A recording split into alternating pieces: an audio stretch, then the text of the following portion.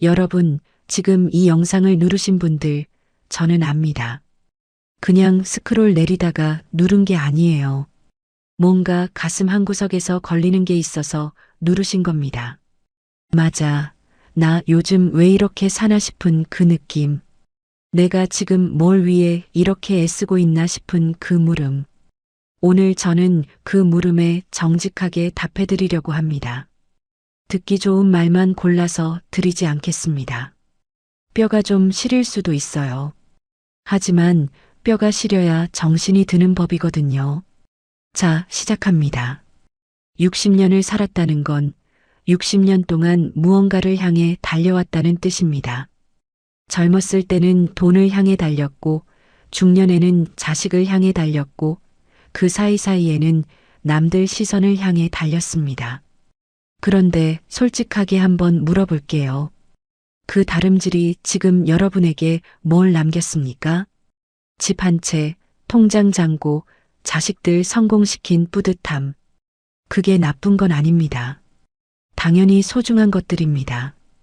그런데 문제는 그걸 쌓아 올리는 동안 여러분 자신이 조금씩, 아주 조금씩 사라졌다는 겁니다. 내가 뭘 좋아하는지, 내가 뭘 먹고 싶은지, 내가 어떻게 살고 싶은지 그걸 생각할 틈이 없었습니다. 틈이 없었던 게 아니라 사실은 그걸 생각하면 죄책감이 들었던 거죠. 내가 이러고 있을 때가 아닌데, 애들 학원비는, 부모님 병원비는, 집 대출은. 그렇게 자기 자신을 제일 마지막 순서로 미루다 보니 60이 된 겁니다. 그리고 이제 막상 60이 되고 나니 뭘 해야 할지 모르겠는 겁니다. 평생 남을 위해 달리는 법만 배웠으니까요. 자기 자신을 위해 사는 법은 아무도 가르쳐 주지 않았으니까요. 이제 제가 하고 싶은 말의 핵심을 꺼낼게요. 60을 넘긴 지금 여러분이 평생 쫓아온 것들 중에는 처음부터 잡을 수 없었던 것들이 있습니다. 아니, 더 정확하게 말하면 잡아도 아무 의미가 없는 것들이 있습니다. 남들에게 인정받는 것, 그게 그렇습니다. 생각해 보세요. 지금까지 살면서 누군가에게 진심으로 인정받았다고 느낀 순간이 얼마나 됩니까? 회사에서 상 받은 날, 아이들이 좋은 대학 들어간 날, 동창회에서 잘 살고 있다는 소리 들은 날, 그 기분 얼마나 같습니까? 일주일? 한 달? 그 인정이라는 것, 사실은 신기루였습니다. 잡으면 사라지고, 또 잡으러 달려가고, 또 사라지고, 그 신기루를 평생 쫓으면서 진짜 소중한 것들을 지나쳐온 겁니다. 솔직히 말씀드릴게요. 60이 넘어서도 여전히 아등바등 사시는 분들, 그분들이 게을러서 내려놓지 못하는 게 아닙니다. 무식해서 집착하는 게 아닙니다. 두렵기 때문입니다. 뭐가 두렵냐고요? 멈추면 자신과 마주쳐야 하기 때문입니다. 평생 바쁘게 살았던 건 어떤 의미에서는 자기 자신을 외면하기 위한 방어기제였을지도 모릅니다. 일이 있으면 생각 안 해도 됩니다. 내가 잘 살고 있나? 내 인생은 옳았나? 나는 행복한가? 이런 질문들을 마주하지 않아도 됩니다. 바쁘니까요. 그런데 은퇴를 하고 자식들이 다 나가고 어느 날 아침에 커피 한 잔 들고 창밖을 보는데 그 조용함이 무겁게 느껴지는 겁니다. 그 고요 속에서 갑자기 나는 뭐였지? 라는 질문이 올라오거든요. 그 질문이 무서워서 다시 뭔가를 시작하려 합니다. 주식, 부동산, 사업 아이디어, 손자 돌봄, 동창 모임 간사 자리 뭐든 붙잡으려 합니다. 그 마음 저는 이해합니다. 비난하는 게 아닙니다. 다만 말씀드리고 싶은 건 이겁니다. 그 두려움을 피해서 다시 바쁘게 사는 건 인생의 마지막 챕터를 또다시 낭비하는 겁니다. 60대, 70대에 쓸 수 있는 시간은 사실 그렇게 많지 않습니다. 70 넘으면 몸이 달라집니다. 75세 넘으면 또 달라집니다. 그 차이가 꽤 큽니다. 지금 이 순간이 여러분 인생에서 가장 자유롭고 가장 건강하고 가장 지혜로운 시간일 수 있습니다. 그 시간을 또 두려움을 피해 허비하시겠습니까? 제가 한 가지 더 뼈 때리는 이야기를 해야겠습니다. 60 넘어서도 아등바등하는 분들 중에 자식 때문에 그러시는 분들이 있습니다. 애들 도와줘야 해서, 손자 봐줘야 해서, 큰 애가 힘들어서. 그런데 거기서 멈추고 냉정하게 생각해 보세요. 지금 여러분이 자식을 도와주는 건 진짜 자식을 위한 건가요? 아니면 자식에게 필요한 사람이 되어야 한다는 그 심리적인 안도감을 위한 건가요? 자식이 여러분을 필요로 할 때 비로소 자신의 존재 이유를 느끼는 분들이 계십니다. 그건 자식을 위한 사랑이 아니라 자식에게 기대는 겁니다. 방향이 거꾸로 된 겁니다. 자식은 언젠가 자기 삶을 살아야 합니다. 여러분도 마찬가지예요. 여러분의 인생은 자식의 조연이 아닙니다. 여러분이 주연입니다. 지금이라도 그걸 되찾아야 합니다. 그럼 60을 넘어서 정말로 남는 것, 진짜로 가치 있는 것은 무엇일까요? 저는 오늘 딱 3가지만 말씀드리겠습니다. 화려한 리스트가 아닙니다. 10가지, 20가지 그런 거 없습니다. 딱 3가지입니다.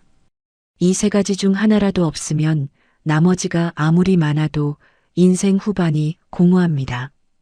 반대로 이 3가지만 있으면 돈이 좀 모자라도, 집이 좀 좁아도, 자식이 자주 안 연락해도 살만합니다. 진짜로요. 첫 번째는 몸입니다. 아, 또 건강 타령이냐고요? 잠깐 기다리세요. 제가 하는 말은 조금 다릅니다. 건강을 지키라는 말이 아닙니다. 몸의 말을 듣기 시작하라는 겁니다. 평생 몸을 혹사시켰잖아요.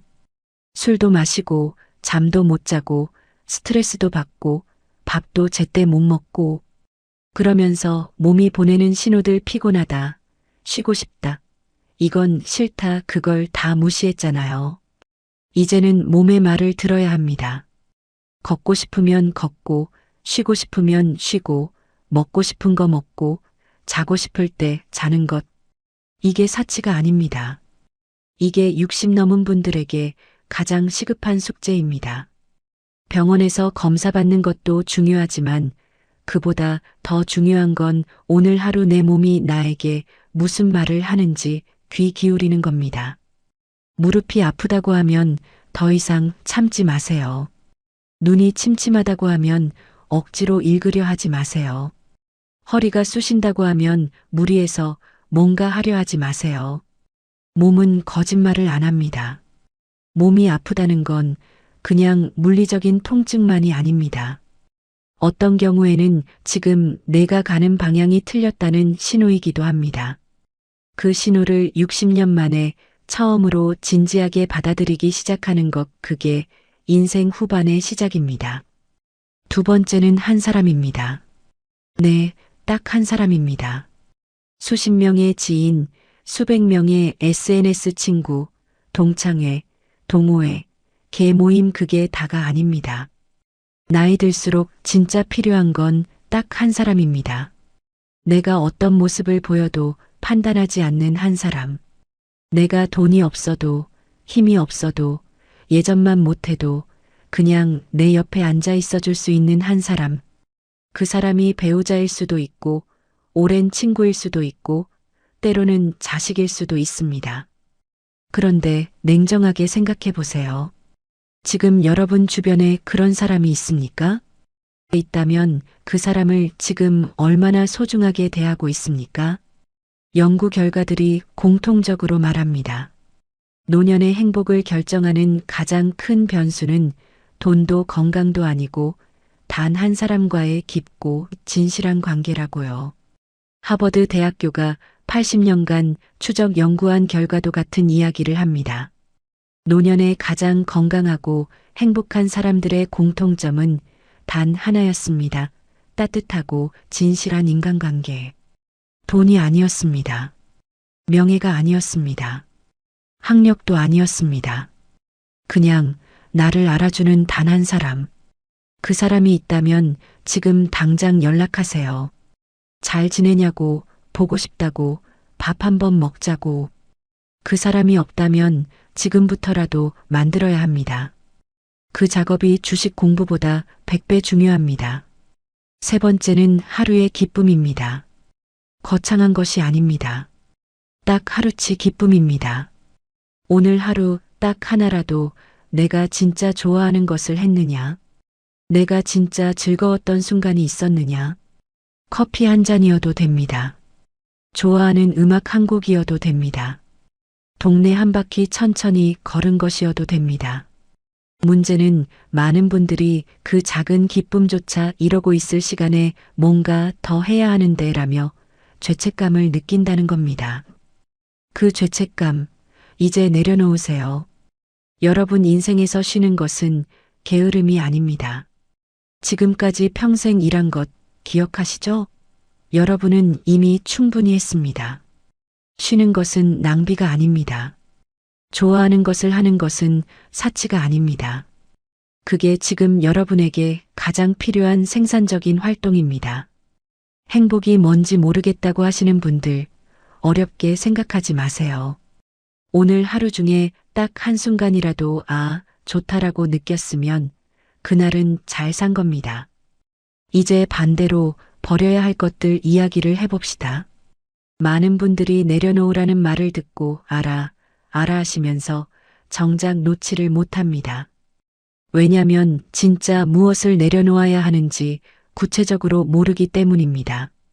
제가 딱 짚어드리겠습니다.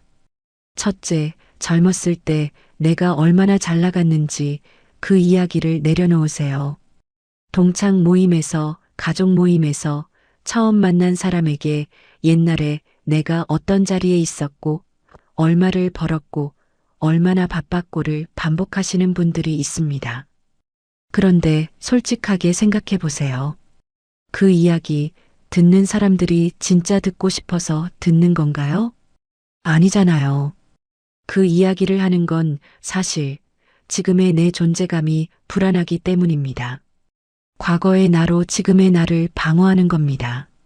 하지만 그렇게 하면 할수록 지금 내 옆에 있는 사람들과 진짜 대화가 안 됩니다. 과거는 박물관에 전시하는 게 아니라 가슴속에 품고 다니는 겁니다. 자랑이 아니라 자원으로 써야 합니다. 그 경험을 지금 이 순간을 더 잘 사는데 활용해야 합니다. 둘째, 남이 나를 어떻게 볼까를 내려놓으세요. 60이 넘어서도 이게 안 되는 분들이 정말 많습니다. 머리가 하얗게 됐어도, 주름이 생겼어도 여전히 내가 동창들보다 잘 사는 것처럼 보여야 하는데 자식이 잘 돼야 남들이 나를 우습게 보지 않을 텐데를 놓지 못합니다. 이게 단순한 허영이 아닙니다. 평생을 비교 속에서 살아온 한국 사회에서 길러진 거의 무의식적인 반사 반응입니다. 그러니 스스로를 책망하지는 마세요. 다만 이제는 그 반응이 올라올 때마다 한 번쯤 멈추고 물어봐야 합니다. 나는 지금 내가 좋아서 이걸 하는 건가?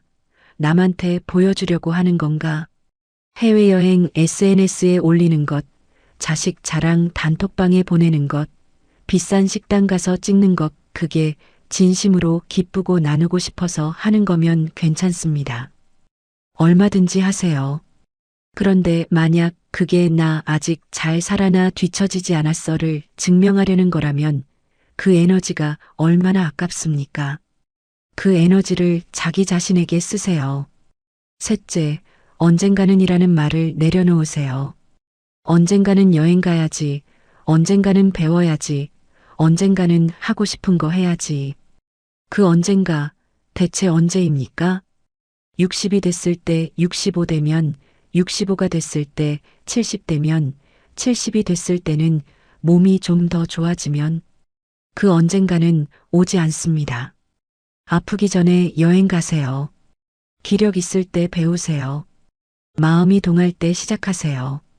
나이가 들면 가장 먼저 줄어드는 게 에너지와 시간입니다.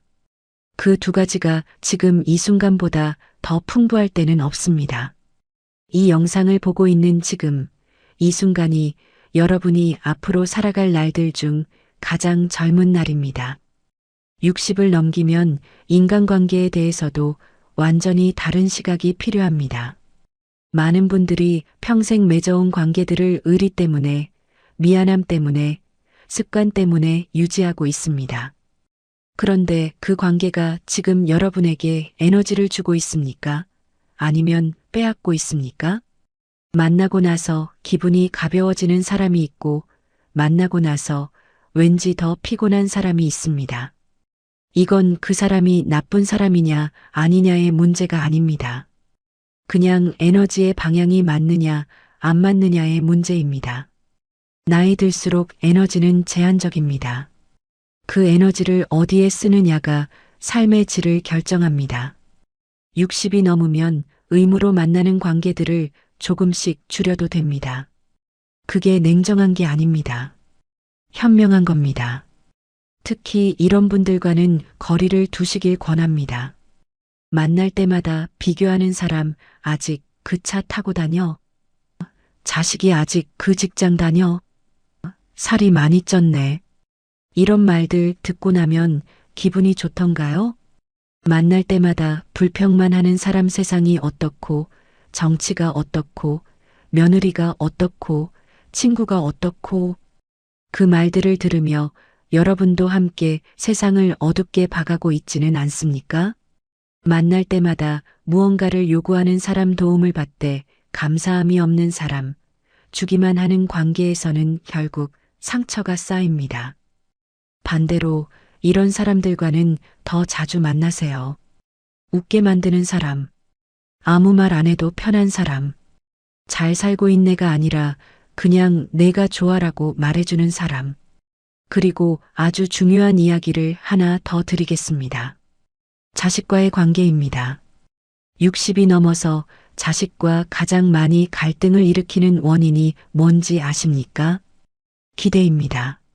자식이 자주 연락해줬으면 하는 기대, 명절에 꼭 왔으면 하는 기대, 내 말을 들어줬으면 하는 기대, 그 기대가 충족되지 않을 때 서운함이 됩니다.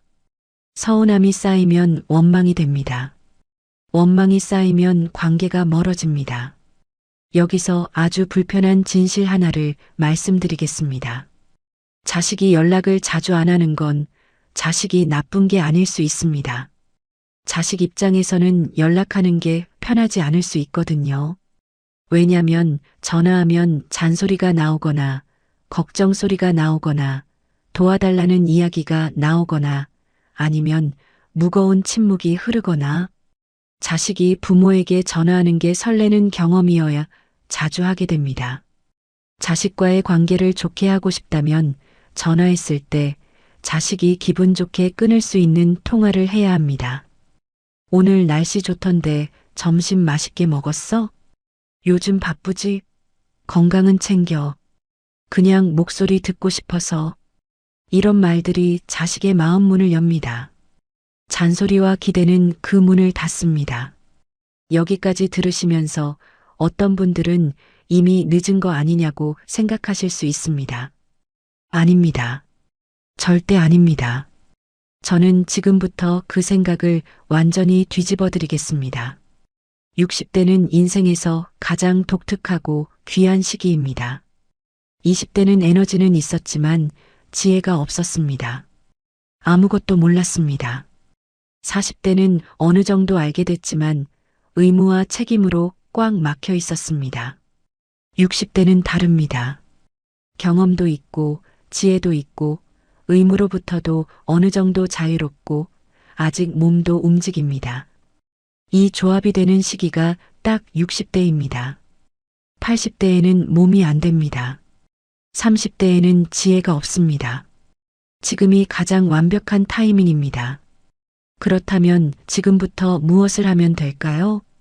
단순하게 생각하세요. 아주 단순하게. 오늘 하루 내가 진짜 하고 싶은 게 뭔지 딱 하나만 생각해 보세요. 거창한 버킷리스트가 아닙니다. 오늘 저녁에 뭘 먹고 싶은지, 내일 아침에 어디를 걷고 싶은지, 이번 주말에 누구를 만나고 싶은지, 그 작은 것부터 시작하는 겁니다. 평생 남 눈치 보며 살았으니 처음에는 내가 원하는 게 뭔지가 잘 안 떠오를 수 있습니다. 그러면 반대로 생각해 보세요. 내가 싫은 게 뭔지부터 골라내세요. 싫은 사람 만나지 않는 것, 싫은 음식 안 먹는 것, 하기 싫은 모임 안 나가는 것. 그게 출발점입니다. 싫은 것들을 제거하다 보면 남는 게 내가 좋아하는 것들입니다. 그리고 하나 더. 지금부터 자기 자신에게 잘했어라는 말을 해주세요. 지금까지 정말 열심히 살았습니다. 쉬운 길이 아니었습니다. 넘어질 뻔한 적도 있었고, 억울한 적도 있었고, 혼자 다 감당해야 했던 날들도 있었습니다. 그런데 여기까지 왔습니다. 그것 자체가 대단한 겁니다. 남들이 알아주지 않아도 됩니다. 자식들이 감사하다는 말을 안 해도 됩니다. 여러분 스스로가 여러분에게 말해줄 수 있어야 합니다. 나 정말 잘 살아왔다. 수고했다. 이제 나를 위해 살아도 된다. 그 말 한마디가 어떤 심리 치료보다 강력합니다. 이 영상의 제목으로 돌아왔습니다. 결국 남는 게 뭐냐고요? 돈, 집, 자식의 성공, 사람들의 기여? 아닙니다. 결국 남는 건 내가 살아온 방식 그 자체입니다. 내가 어떻게 살았느냐? 내가 어떤 사람이었느냐? 내가 무엇을 소중히 여겼느냐? 그게 남습니다. 죽기 직전에 사람들이 후회하는 것들을 연구한 책이 있습니다. 완화치료 간호사였던 브로니 웨어가 수천 명의 임종 환자들에게 들은 후회를 정리한 책입니다. 그 사람들이 가장 많이 후회한 건 뭔지 아십니까? 더 많은 돈을 벌지 못한 것이 아니었습니다. 더 큰 집을 갖지 못한 것이 아니었습니다. 가장 많은 후회는 이것이었습니다. 남들이 기대하는 삶이 아니라 내가 원하는 삶을 살 용기가 없었다는 것. 그리고 두 번째는 이것이었습니다. 일을 그렇게 열심히 할 필요가 없었는데. 세 번째는 이것이었습니다. 감정을 더 솔직하게 표현했어야 했는데. 이 세 가지 후회가 공통적으로 말하는 것은 하나입니다. 내가 원하는 대로 내 감정에 솔직하게 나를 위해 살지 못했다는 것. 여러분은 지금 어떻습니까? 아직 늦지 않았습니다. 지금부터 달라지면 됩니다. 오늘 이야기를 정리해 드리겠습니다. 60이 넘었다는 건 인생의 끝이 아닙니다. 진짜 내 인생이 시작될 수 있는 마지막이자 가장 좋은 기회입니다. 아등바등하는 삶을 멈춰야 한다는 건 아무것도 하지 말라는 게 아닙니다. 남을 위해, 남의 시선을 위해, 두려움을 피하기 위해 하는 것들을 멈추고 진짜 내가 원해서 하는 것들을 시작하라는 겁니다. 결국 남는 것은 화려한 과거도 두둑한 통장도 아닙니다. 오늘 하루 내가 얼마나 나답게 살았느냐, 그것뿐입니다. 내일 눈 떴을 때 이것 하나만 생각해 보세요. 오늘 나는 무엇을 하면 아, 살아있구나 하는 느낌이 들까? 그 답이 아주 작아도 됩니다. 아침에 창문 열고 바람 한번 느끼는 거여도 됩니다. 좋아하는 사람 얼굴 한번 보는 거여도 됩니다. 오래 보고 싶었던 영화 한 편 보는 거여도 됩니다. 그 작은 것들이 모여서 결국 여러분이 마지막 순간에 나 참 잘 살았다고 말할 수 있게 해줍니다. 잊지 마세요. 지금 이 순간 여러분은 앞으로 살아갈 날들 중 가장 적습니다. 오늘이 여러분 인생에서 가장 좋은 날입니다. 이 영상을 끝까지 봐주셔서 진심으로 감사합니다. 공감이 되셨다면 좋아요와 구독 부탁드립니다. 이 이야기가 필요한 분께 공유해 주시면 그분의 오늘 하루가 조금 더 따뜻해질 겁니다. 다음 영상에서 또 만나겠습니다. 오늘 제가 정말 중요한 얘기 하나 하려고 합니다. 제 친구 부부가 작년에 은퇴를 했어요. 그런데 얼마 전에 저를 만나더니 이런 말을 하더라고요. 야, 은퇴하고 보니까 월 300만 원하고 목돈 2억. 이게 없으면 정말 큰일 나겠더라. 저는 처음에 좀 과장 아닌가 싶었습니다. 그런데 제가 주변 어르신들 얘기도 듣고 또 제가 직접 겪어보니까 이게 과장이 아니더라고요. 여러분, 혹시 은퇴하시고 나서 월 생활비가 얼마나 드는지 계산해 보셨어요?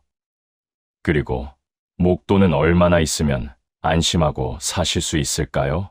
오늘 제가 65세 어르신의 입장에서 실제 경험을 바탕으로 왜 월 300만 원하고 목돈 2억이 필요한지 그 진짜 이유를 5가지 말씀드리겠습니다. 여러분 영상 시작하기 전에 구독하고 좋아요 한 번만 눌러주세요. 그리고 알림 설정까지 해주시면 이런 유익한 정보들을 가장 먼저 받아보실 수 있습니다. 정말 감사합니다. 자, 그럼 시작해볼까요? 첫 번째 이유부터 말씀드리겠습니다. 바로 의료비인데요. 이게 여러분 생각하시는 것보다 훨씬 더 무서운 괴물입니다. 제가 작년에 우연히 무릎에서 이상한 소리가 나고 통증이 있어서 검사를 받았는데 무릎 관절에 문제가 있다는 걸 알았어요. 의사 선생님이 그러시더라고요. 지금 치료 안 하시면 나중에 인공관절 수술하셔야 합니다. 그래서 제가 물었죠. 그거 비용이 얼마나 되나요? 한쪽 무릎에 800만 원에서 1000만 원 정도 든답니다. 양쪽 다 하면 거의 2천만 원 가까이 나가는 거예요. 그것도 입원비, 재활치료비 다 합치면 말이죠. 우리 동네 경로당에 나오시는 박 할머니 이야기를 해드릴게요. 그분이 작년에 척추협착증으로 수술을 하셨는데 건강보험 적용받고도 본인 부담금이 무려 600만 원 넘게 나왔답니다.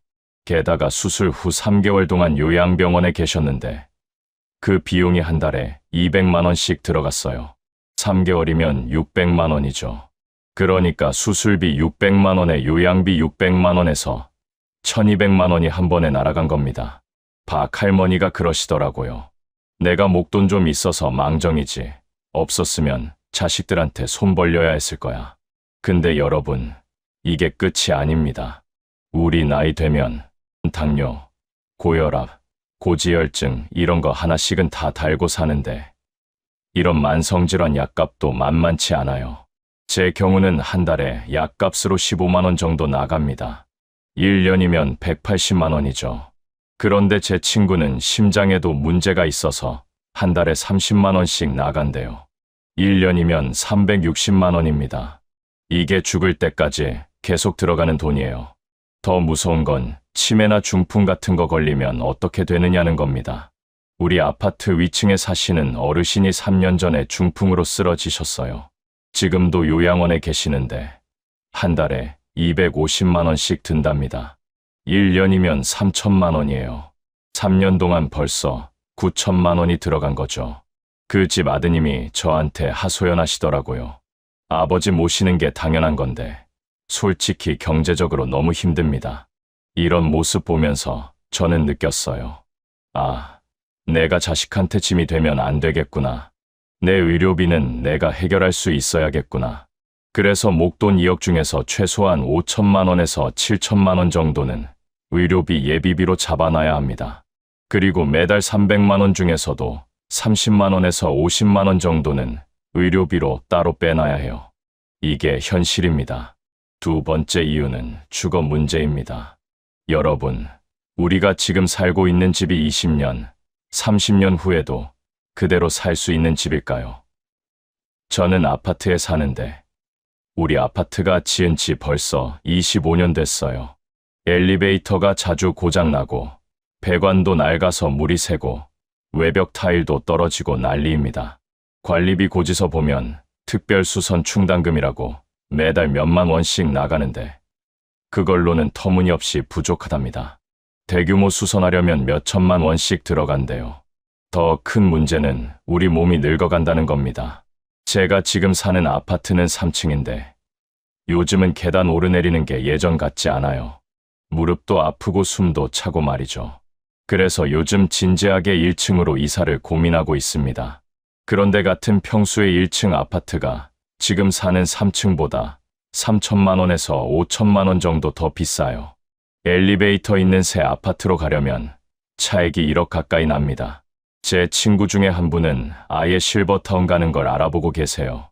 요즘 괜찮은 실버타운은 입주금이 2억에서 3억 정도 하고 거기에 월 관리비가 100만 원에서 150만 원 정도 든답니다. 물론 거기 가면 식사도 해주고 병원도 가까이 있고 좋긴 하죠. 근데 그만한 돈이 있어야 한다는 겁니다. 또 한 가지 여러분이 생각 못 하시는 게 있어요. 바로 집 수리비입니다.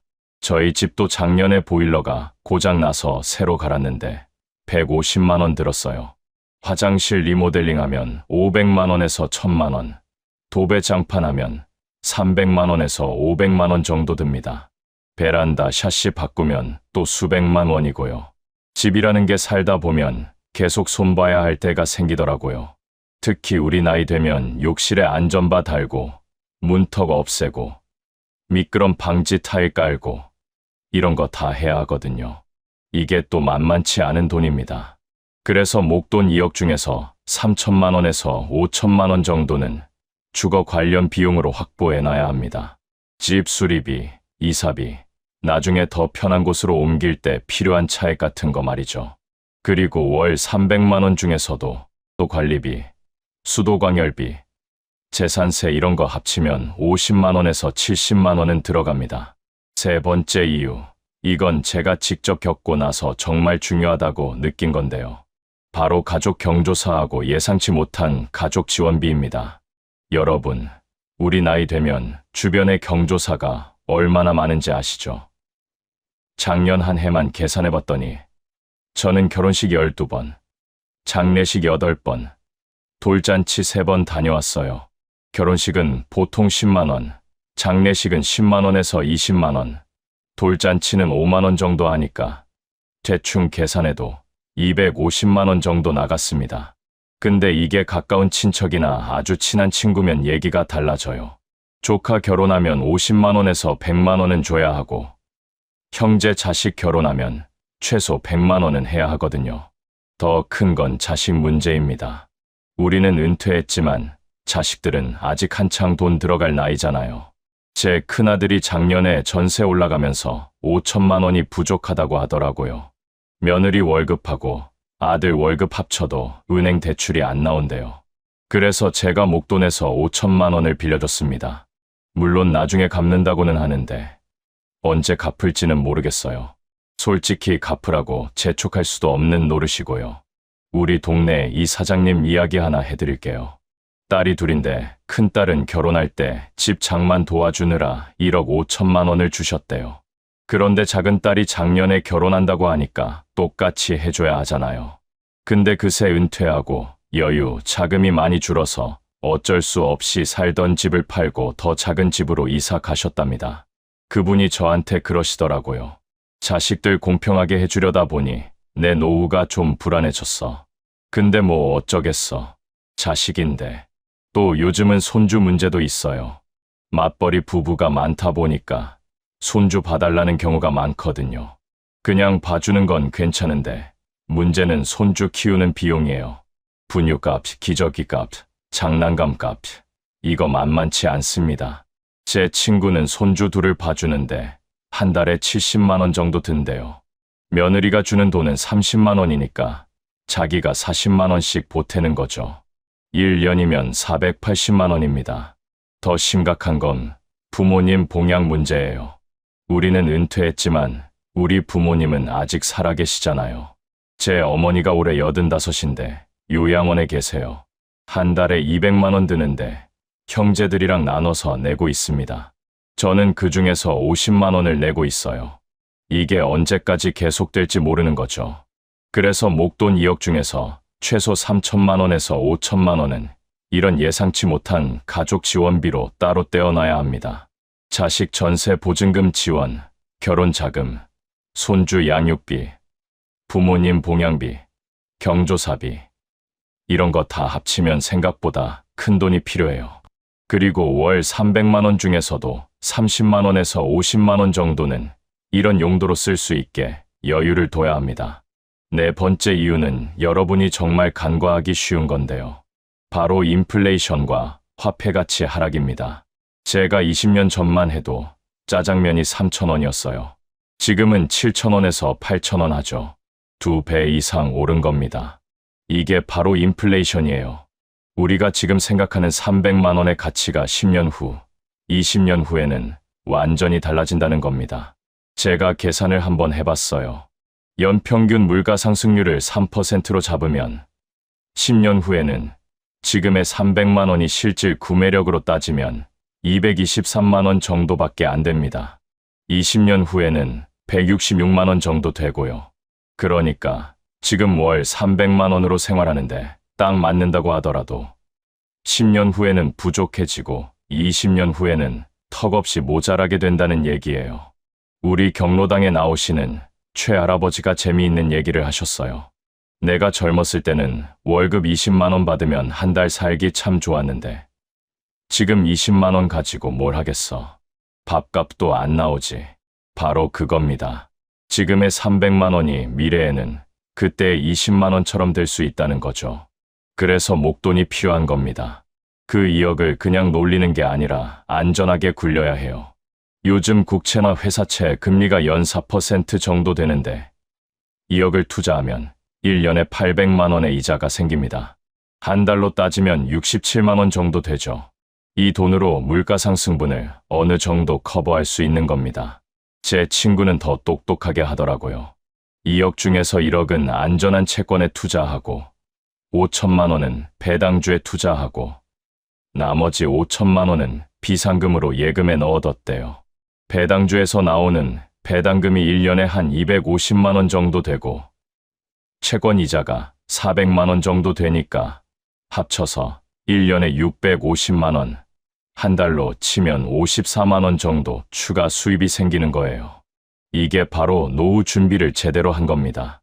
근데 여기서 주의할 점이 있어요. 절대로 욕심내서 위험한 투자하면 안 됩니다. 제 지인 중에 한 분이 작년에 코인 투자한다고 5천만 원 넣었다가 3천만 원으로 줄어든 경우가 있어요. 우리 나이에는 절대 그런 위험한 투자하면 안 됩니다.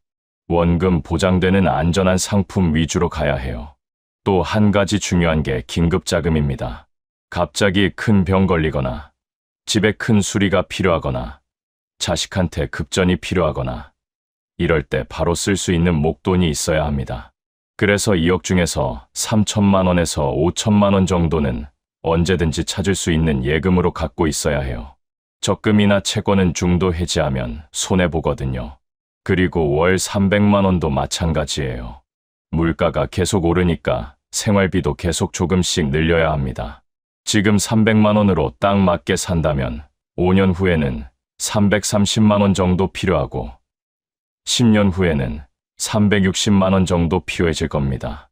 그래서 목돈에서 나오는 이자 수익이나 배당금으로 이 부족분을 메워야 하는 거죠. 5번째 이유, 이게 제일 중요한데 많은 분들이 간과하는 부분입니다.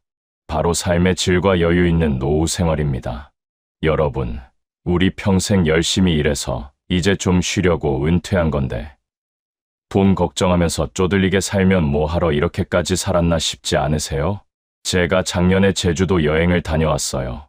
3박 4일 일정이었는데 비행기 값, 숙박비, 렌터카, 식사비, 입장료 다 합쳐서 부부가 150만 원 정도 썼습니다. 솔직히 적은 돈은 아니죠. 근데 정말 행복하더라고요. 바다도 보고 맛있는 것도 먹고 사진도 찍고 그 기억이 지금도 생생합니다. 이런 여행을 1년에 2-3번은 다녀올 수 있어야 한다고 생각해요. 우리 동네 김 선생님은 등산을 좋아하시는데 한 달에 한두 번씩 전국의 명산을 다니세요. 한 번 갈 때마다 교통비, 숙박비, 식사비에서 20만 원에서 30만 원 정도 쓰신대요. 1년이면 300만 원에서 400만 원 정도 되는 거죠. 근데 그분이 그러시더라고요. 이 돈이 아깝지 않아. 산 오르면서 친구들이랑 얘기하고 경치 보고 맑은 공기 마시고 이게 내 낙이야. 이거 못하면 뭐 하러 사나 싶어.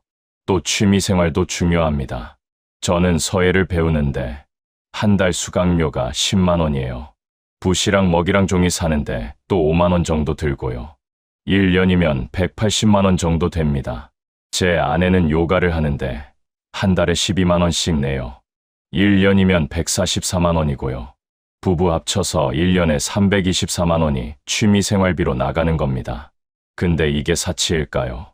저는 절대 아니라고 봅니다. 우리가 건강하게 오래 살려면 정신적으로도 육체적으로도 활동적이어야 해요. 그냥 집에만 있으면 금방 늙습니다. 치매도 빨리 오고요. 취미 생활하면서 새로운 사람도 만나고 배우는 즐거움도 느끼고 이게 우리 노년의 삶의 질을 결정합니다. 제 친구 중에 한 분은 요리 강습을 다니세요. 한 달에 20만 원씩 내는데 거기서 배운 요리로 가족들 초대해서 대접하는 게 그분의 가장 큰 기쁨이래요. 또 다른 친구는 사진 동호회 활동을 하는데 카메라 장비 사고 출사 다니고 하는데 1년에 500만 원 정도 쓴대요. 근데 그분이 그러더라고요. 이게 없으면 내 삶이 너무 무료해. 돈으로 따질 수 없는 가치가 있어. 또 손주들한테 용돈 주는 것도 빼놓을 수 없죠. 명절 때마다 손주들 오면 한 명당 5만 원에서 10만 원씩은 줘야 할아버지, 할머니 체면이 서잖아요. 손주가 3명이면 한 번에 30만 원. 1년에 명절이 2번이니까 60만 원 정도 됩니다. 생일 때도 선물 사줘야 하고 가끔 외식 시켜줘야 하고 그러다 보면 1년에 손주 관련 비용만 200만 원 정도는 나갑니다. 그리고 친구들과의 교제비도 무시 못합니다. 한 달에 2-3번은 친구들 만나서 밥 먹고 차 마시고 하잖아요. 한 번에 3만 원씩만 써도 한 달에 9만 원, 1년이면 108만 원입니다. 가끔 골프 치러 가거나 노래방 가거나 하면 더 들고요. 의류비도 생각해야 합니다. 우리 나이 먹었다고 아무렇게나 입고 다닐 수는 없잖아요. 깔끔하게 입고 다녀야 자존감도 살고 기분도 좋아요. 계절마다 옷 몇 벌씩 사면 1년에 100만 원에서 150만 원 정도는 듭니다. 책이나 신문, 잡지 구독료도 있어요. 저는 신문 2개 구독하는데 한 달에 3만 원 정도 들어요. 1년이면 36만 원이죠. 책도 한 달에 2-3권 사면 5만 원 정도, 1년이면 60만 원 정도 됩니다. 또 요즘은 스마트폰도 필수잖아요. 요금이 한 달에 5만 원씩만 나가도 1년이면 60만 원입니다. 부부 합치면 120만 원이고요. 인터넷, 케이블 TV 이런 것까지 합치면 한 달에 10만 원, 1년에 120만 원 정도 더 나갑니다. 이런 거 다 합치면 생각보다 큰 돈입니다. 여행비 400만 원, 취미생활비 300만 원, 손주 용돈 200만 원, 교재비 100만 원, 의류비 150만 원, 책값 100만 원, 통신비 240만 원, 이것만 해도 1년에 1490만 원입니다. 한 달로 따지면 124만 원이에요. 그래서 월 300만 원이 필요한 겁니다. 기본 생활비로 150만 원에서 170만 원, 여기에 이런 여유, 비용 120만 원, 그리고 예비비 30만 원에서 50만 원 정도 합치면 딱 300만 원 정도 됩니다. 그리고 목돈 2억이 있으면 이런 특별한 지출을 할 때 마음이 편합니다. 갑자기 손주 돌잔치 해야 한다. 해외여행 가고 싶다. 새 냉장고 사야 한다. 이럴 때 월 생활비에서 빼지 않고 목돈에서 쓸 수 있거든요. 그래야 월 생활비가 안정적으로 유지됩니다. 제 친구는 목돈에서 1년에 한 번씩 1,000만 원 정도를 특별 지출로 뺏어 써요. 해외여행도 가고 집 수리도 하고 손주 선물도 사고 자식들 생일 때 용돈도 주고 이렇게 쓰는 거죠. 그러니까 월 생활비는 늘 300만 원으로 일정하게 유지되고 특별 지출은 목돈에서 해결하니까 스트레스가 없대요. 또 하나 중요한 게 뭐냐면 우리가 건강할 때 돈 쓰면서 살아야 한다는 겁니다. 70대, 80대 되면 건강도 안 좋아지고 활동도 못 하거든요. 지금 60대, 70대 초반에 여행도 다니고 취미 생활도 하고 친구들도 만나고 이렇게 활발하게 지내야 합니다. 그때 못 쓴 돈 나중에 쓸 데 없어요. 병원비로 다 나갈 뿐이죠. 우리 경로당에 이 할머니가 그러시더라고요. 내가 젊었을 때 남편이랑 여행 한 번 못 가봤어. 맨날 돈 모으기만 했지. 그러다가 남편이 일찍 돌아가시고 나는 지금 혼자 앉아서 그 돈 지키고 있어. 참 허무해. 이 말씀 듣고 저는 뭔가 깨달았어요. 돈은 적절히 쓰면서 살아야 한다는 거요.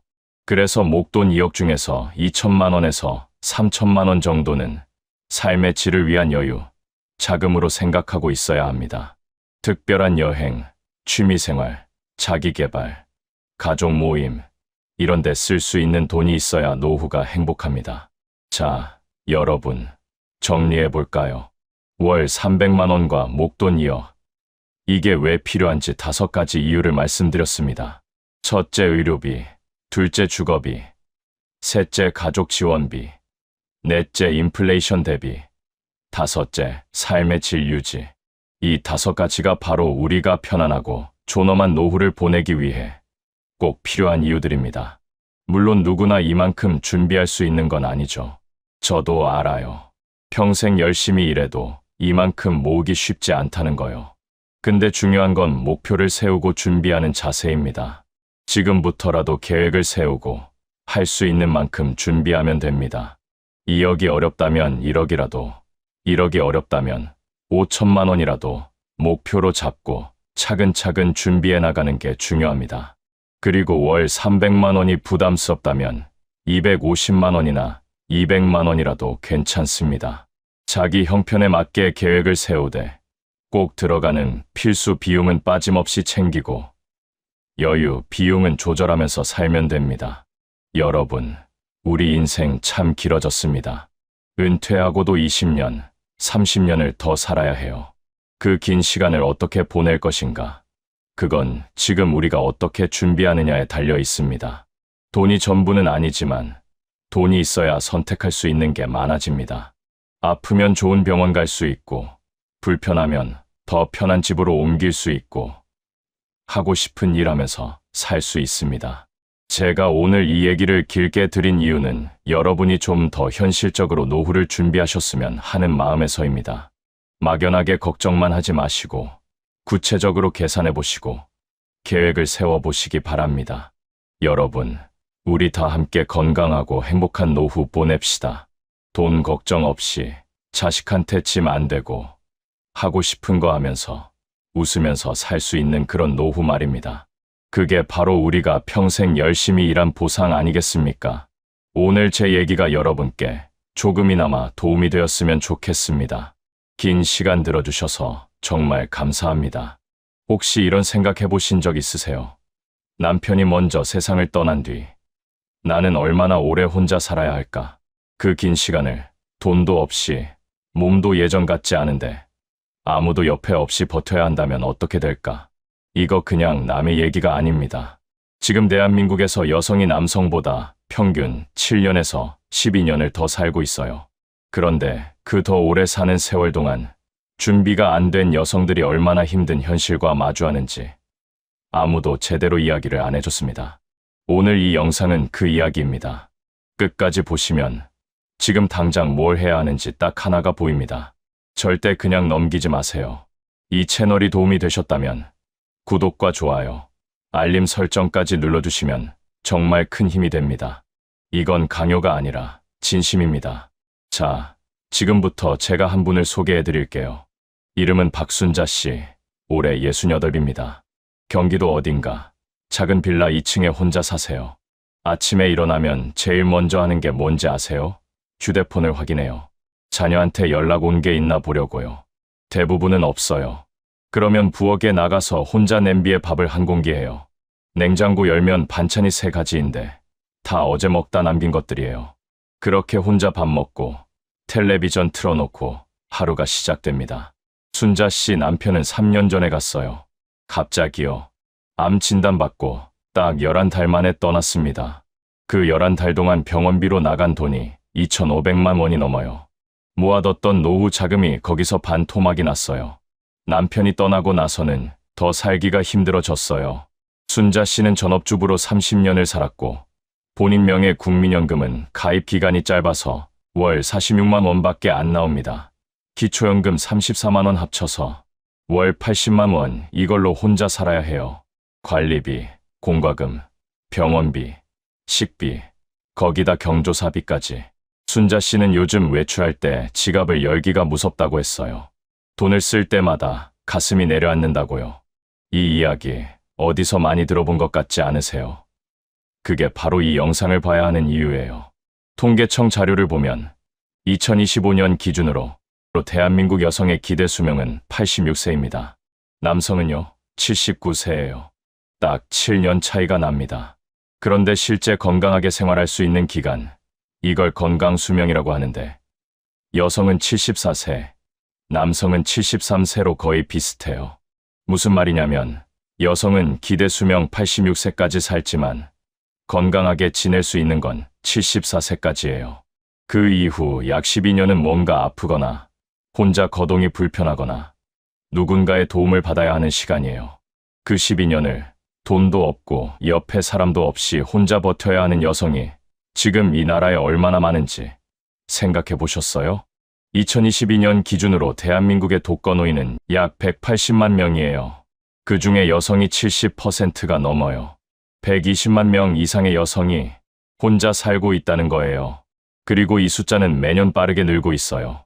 2030년이 되면 독거노인 숫자가 300만 명을 넘을 거라는 전망도 있어요. 그런데 그 중에 또 여성이 더 많겠죠. 왜 이런 일이 생기는 걸까요? 단순히 남편이 먼저 죽어서만이 아니에요. 구조적인 문제가 있어요. 지금 50대에서 70대 여성들을 보면 상당수가 결혼하고 나서 직장을 그만뒀어요.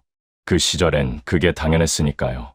애 낳고 키우고 집안일하고 시부모님 모시고 그 세월이 10년이면 10년, 20년이면 20년이에요.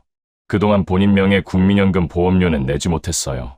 경력 단절이라는 말이 있는데 그게 노후에 얼마나 무서운 결과를 낳는지 그 시절엔 아무도 설명해 주지 않았어요. 국민연금 수령 현황을 보면 이게 딱 보여요. 2025년 기준으로 국민연금 수급자 중에서 남성 평균 수령액은 월 64만 원이에요. 여성은요? 월 25만 원이에요. 절반도 안 돼요. 거의 3분의 1 수준이에요. 왜냐면 남성은 직장 다니면서 꾸준히 오래 냈고 여성은 단절이 있었거나 아예 납부 기간이 짧았으니까요. 가입 기간이 짧으면 당연히 받는 돈도 적어요. 이게 틀린 게 아니라 시스템이 그렇게 설계되어 있는 거예요. 근데 그 시스템이 여성한테는 너무 가혹한 거죠. 거기다 퇴직금은요. 직장을 다녔어도 결혼 전에 다닌 경우가 많고 결혼 후엔 퇴직했으니 퇴직금도 없어요. 남편 퇴직금, 그건 남편 것이에요. 남편이 잘 관리하면 다행인데 사업하다 날리거나 투자 잘못하거나 아니면 병원비로 다 쓰거나 그러면 여성한테 남는 게 없어요. 이 구조가 문제예요. 여성은 집안을 위해 수십 년을 바쳤는데 노후에 가서 그 기여가 아무것도 돌아오지 않는 거잖아요. 이순희 씨 이야기를 해드릴게요.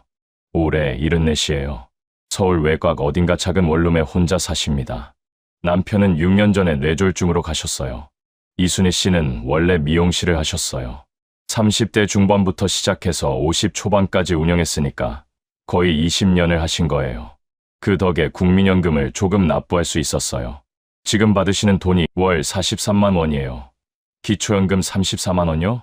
남편이 직장을 일찍 그만뒀고 자영업자로 일하셨는데 소득 신고를 낮게 하셨던 탓에 남편 연금 자체가 적었어요. 서울에서 월 70만 원으로 살 수 있어요? 원룸 월세가 35만 원이에요. 관리비 빼고 나서 남는 돈이 30만 원대예요. 거기서 밥도 먹고 약도 사고 교통비도 내야 해요. 이순희 씨가 어떻게 사냐고요? 동주민센터에서 기초생활수급 신청을 해봤는데 자녀가 있다는 이유로 수급자 선정이 안 됐어요. 자녀가 부양 능력이 있다고 판단되면 수급자가 안 되거든요. 근데 그 자녀가 실제로 돈을 드리냐고요? 자기 살기 바빠서 잘 못 드려요. 1년에 명절에 한 번 용돈으로 50만 원 주는 게 전부예요. 이순희 씨는 그 50만 원을 한 달에 4만 원씩 쪼개서 쓰세요. 그게 유일한 여유, 자금이에요. 요즘은 경로당 급식을 이용하세요. 점심 한 끼는 거기서 해결해요. 한 끼 3천 원입니다. 거기가 밥도 주고 사람도 만나고 그나마 낙이에요. 근데 거기 가는 것도 몸이 괜찮을 때 얘기예요. 무릎이 안 좋아서 오래 걷기가 힘들거든요. 정형외과 가면 100만 원이 넘는 주사를 맞으라는데 그 돈이 어딨어요. 그냥 참는 거예요. 이순희 씨 말씀이 아프면 어떻게 하냐고요? 그냥 참는 거죠. 죽을 것 같지 않으면 참는 거예요 하시더라고요. 이 말을 듣는데 가슴이 너무 먹먹했어요. 여성 독거노인분들이 제일 두려워하는 게 뭔지 아세요? 제가 여러분을 만나면서 들은 이야기를 정리해보면 크게 세 가지가 나와요. 첫 번째는 건강이에요. 혼자 살면 아플 때 진짜 무서워요. 독감에 걸려서 3, 4일을 꼼짝 못해도 물 한 잔 떠다 줄 사람이 없어요. 쓰러지면 누가 발견해 줄까? 이 생각이 밤에 잠들기 전에 자꾸 든다고 하세요. 실제로 혼자 사시다가 집 안에서 쓰러져서 며칠이 지나서야 발견되는 사례가 뉴스에 얼마나 자주 나오는지 우리 다 알잖아요. 그게 남의 일이 아닌 거예요. 내 이야기가 될 수 있는 거예요. 그래서 일부러 매일 자녀한테 문자 하나씩 보내시는 분도 있어요. 생존 확인 문자예요. 그게 답답하고 부끄러운 게 아니라 현실적인 생존 방법인 거예요. 두 번째는 돈이에요. 앞에서 얘기한 것처럼 여성 독거노인 대부분이 연금이 적거나 없어요. 기초연금이 나오긴 하는데 2024년 기준으로 단독가구 기준 월 최대 33만 4천 원이에요. 이게 전부인 분들이 많아요. 33만 원으로 한 달을 살아야 해요. 냉방도, 난방도, 아프면 병원도 다 이 돈 안에서 해결해야 해요. 겨울에 난방비가 부담돼서 전기장판만 켜고 지내시는 어르신들, 여름에 에어컨 한 번 못 켜고 선풍기 하나로 버티시는 분들, 이분들이 우리 이웃이에요. 멀리 있는 얘기가 아니에요. 세 번째는 외로움이에요. 이게 건강보다, 돈보다 더 무섭다고 하시는 분들이 많아요. 하루 종일 아무하고도 말을 안 하는 날이 있어요. 텔레비전 소리가 유일한 사람 목소리예요. 전화기를 들고 싶은데 자녀들한테 전화하기가 미안해요. 바쁜데 괜히 귀찮게 하는 것 같아서요. 친구들은 하나둘 떠나고 남은 친구들도 몸이 아파서 자주 못 만나고 그러면 진짜 하루가 너무 길어요. 시계를 보면 오후 2시인데 오늘 할 일이 없어요. 내일도 없고 모레도 없어요. 이 공허함이 사람을 얼마나 갉아먹는지 경험해보지 않으면 몰라요. 연구 결과를 보면 심한 외로움이 건강에 미치는 악영향이 하루 담배 15개비를 피우는 것과 맞먹는다고 해요. 외로움이 그냥 감정의 문제가 아니라 실제 수명에 영향을 주는 거예요. 자, 그러면 왜 여성의 노후가 이렇게 힘들어지는 걸까? 좀 더 깊이 들어가 볼게요. 지금 50대에서 60대 초반 여성분들, 지금 이 이야기를 제일 집중해서 들어주셔야 해요. 아직 시간이 있는 분들이거든요. 가장 큰 문제 중 하나가 자산이 본인 명의가 아닌 경우가 많다는 거예요. 집이 남편 명의예요. 통장이 남편 명의예요. 남편이 돈 관리를 했어요. 나는 집안을 관리했고요. 그러다 남편이 갑자기 세상을 떠나면 어떻게 되냐고요. 상속 절차가 복잡해요. 자녀들이 협조해주면 다행인데 그렇지 않으면 법적 분쟁이 생기기도 해요. 남편이 사업을 했거나 빚이 있었다면 그 빚이 나한테 올 수도 있어요. 상속 포기 신청이라는 걸 해야 하는데 이걸 모르면 그냥 빚을 다 안게 되는 거예요. 이런 일이 실제로 있어요. 드라마, 얘기가 아니에요. 또 하나가 건강보험이에요. 남편이 직장인이었으면 피부양자로 건강보험 혜택을 받던 분들이 많아요. 남편이 은퇴하거나 세상을 떠나면 피부양자 자격이 유지되는지 확인해야 해요. 경우에 따라서는 지역가입자로 전환이 되면서 보험료를 직접 내야 하는 상황이 생겨요. 근데 재산이 조금이라도 있으면 보험료가 꽤 높게 나와요. 월 10만 원 넘게 나오는 경우도 있어요. 연금도 적은데 거기서 보험료까지 나가면 진짜 남는 게 없어요. 그리고 이게 정말 중요한 건데 많은 분들이 남편 건강에는 신경을 많이 쓰면서 본인 건강은 뒷전에 두세요. 집안을 돌보느라, 남편 뒷바라지하느라, 자녀 키우느라 본인 몸은 나중에라는 생각으로 수십 년을 살았어요. 그러다 남편 보내고 나서 처음으로 본인 몸을 들여다봤더니 이미 무릎도 망가지고 허리도 안 좋고 당뇨도 있고 이런 경우가 너무 많아요. 이미 여러 군데 아픈데 돈이 없으니까 제대로 치료를 못 받고 그러면 더 나빠지고 악순환이에요. 그러면 어떻게 해야 하는가? 지금부터가 진짜예요. 아직 시간이 있는 분들한테 드리는 이야기예요. 첫 번째로 지금 당장 본인 명의 자산이 얼마인지 파악하세요. 남편 명의, 본인 명의, 공동 명의 이렇게 나눠서 정리해보세요. 이게 귀찮고 복잡하게 느껴지더라도 이걸 모르면 나중에 진짜 낭패를 봐요. 부동산이 있으면 등기부등본 한번 떼보세요. 금융자산은 은행에 가서 본인 명의 통장이 뭐가 있는지 확인하세요. 남편이 다 관리했다고 해도 지금부터라도 같이 알아야 해요. 이건 남편을 못 믿는 게 아니에요. 내 노후를 내가 챙기는 거예요. 두 번째로 국민연금 추납 제도를 알아보세요. 추납이라는 게 뭐냐면 과거에 국민연금 보험료를 내지 못했던 기간에 대해서 나중에 한꺼번에 납부해서 가입 기간을 늘리는 거예요. 전업주부분들도 임의 가입자로 가입하거나 추납을 통해서 본인 연금을 늘릴 수 있어요. 이게 굉장히 좋은 방법인데 모르는 분들이 너무 많아요. 국민연금공단에 전화해서 추납 가능 여부 물어보세요. 전화 한 통이 노후를 바꿀 수 있어요. 무료예요. 공단 번호는 국번 없이 1300이에요. 세 번째로 본인 건강검진을 반드시 받으세요. 국가에서 지원해주는 건강검진이 있어요. 제대로 활용 안 하시는 분들이 너무 많아요. 암검진, 일반 건강검진 다 챙기세요. 아직 아프지 않아도 미리 발견하면 치료비가 확 줄어요. 암도 초기에 잡으면 치료율이 훨씬 높고 비용도 훨씬 적어요. 건강이 노후 자산이에요. 진짜로요. 최미경 씨 이야기를 해드릴게요. 올해 62살이에요. 3년 전에 이혼을 하셨어요. 20년 넘게 결혼 생활을 하다가 아이들 다 크고 나서 갈라서셨어요. 주변에서 다들 걱정했어요. 혼자 어떻게 살겠냐고. 재산도 많지 않았고 연금도 별로 없었고 몸도 좀 안 좋으셨거든요. 근데 최미경 씨는 달랐어요. 이혼 확정되고 나서 제일 먼저 한 게 본인 재정 상태를 싹 다 정리한 거예요. 재산 분할로 받은 돈이 5천만 원 정도였어요.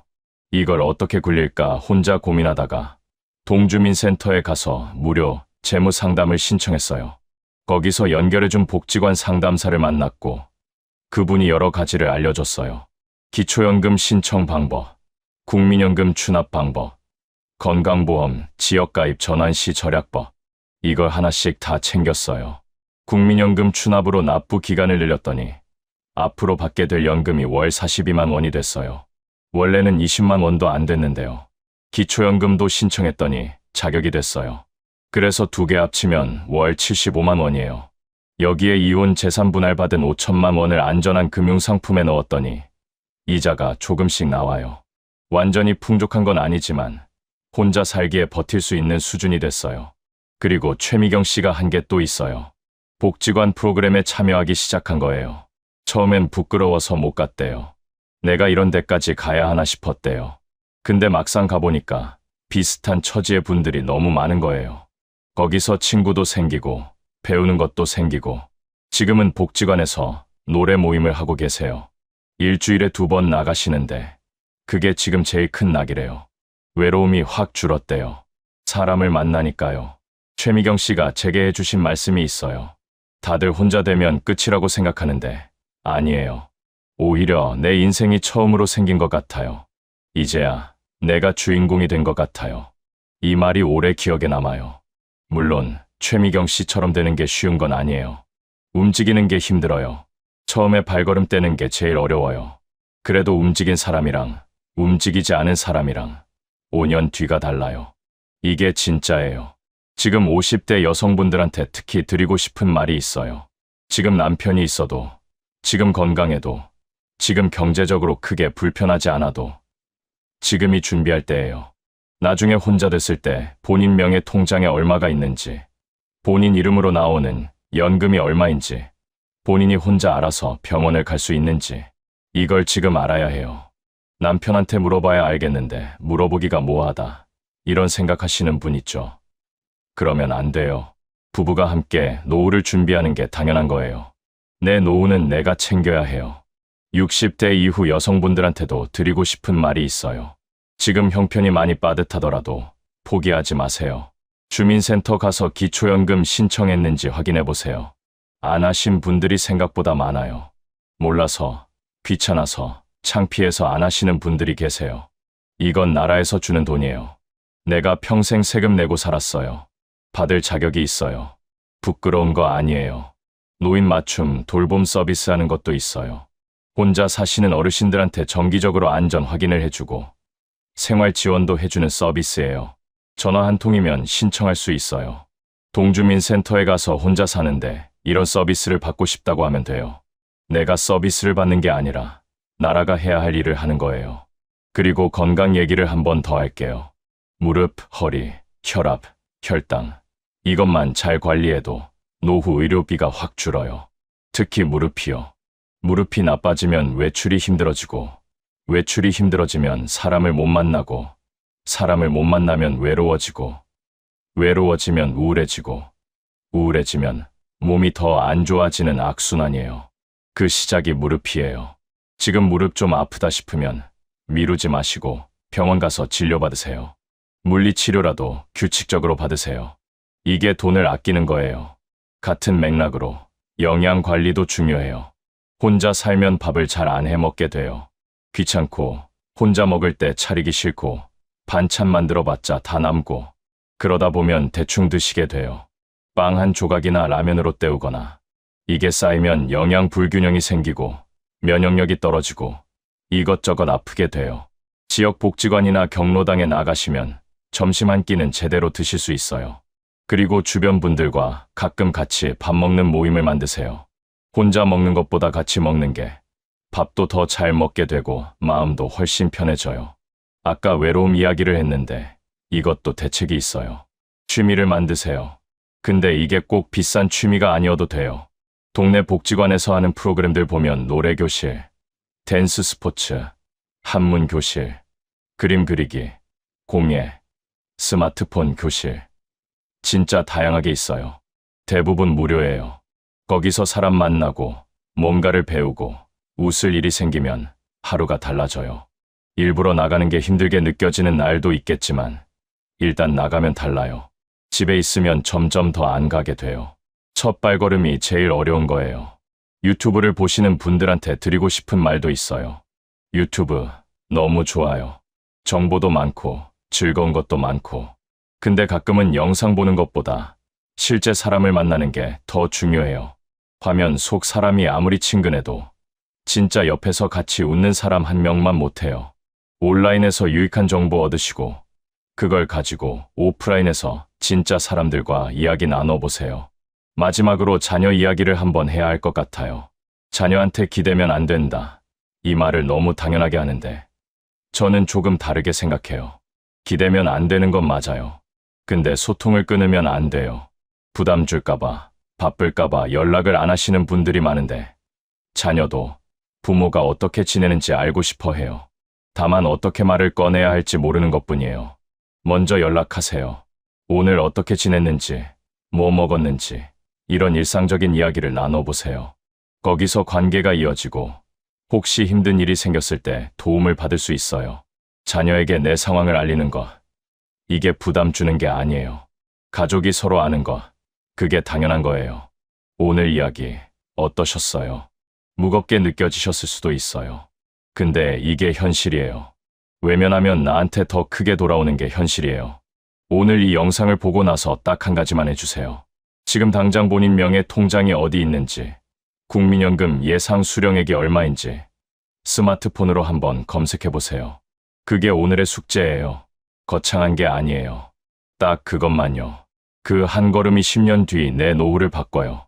긴 영상 끝까지 봐주셔서 진심으로 감사해요. 다음 영상에서는 기초연금 신청법과 놓치기 쉬운 복지 혜택을 꼭 짚어드릴게요. 그때 또 함께해요.